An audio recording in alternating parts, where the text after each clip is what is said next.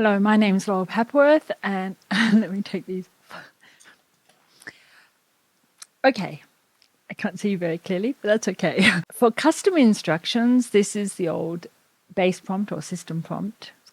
There's two custom instructions with ChatGPT. You can use it on the free version or the paid version. The top instruction is input context, and the second instruction is output.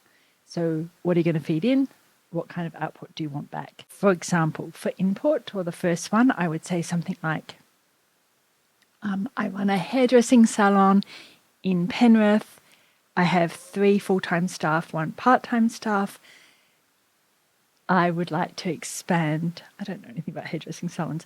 I would like to expand into beauty products, and that's my goal for 2024. And just give a whole bunch of context, what your revenue is and your area. ChatGPT is pretty good at knowing the psychographics of who would come to your salon based on location, but you can still help it out a little bit if you want. Output is, you'll say what kind of information you want back. I always talk about tone of voice. I say things like, I would like deeper answers. If I don't understand, I will ask more questions. This is in the second custom instruction. Deeper answers, I'll ask if I don't understand.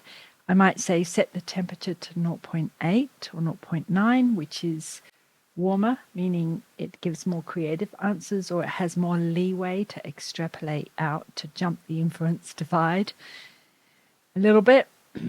And you can have different kinds of voices that ChatGPT can talk to you. And for example, there's Marv, the sarcastic ChatGPT, but Marv is just for fun and games. I think for professional custom instructions, you want to say what your voice is for your organization. So remember, custom instruction 1 is input of context. Custom instruction 2 is how you want the output to look. What kind of output do you want? I want friendly, deeper answers, temperature 0.8, 0.9. There you go. I hope you found that interesting. Let me know what your custom instructions might be.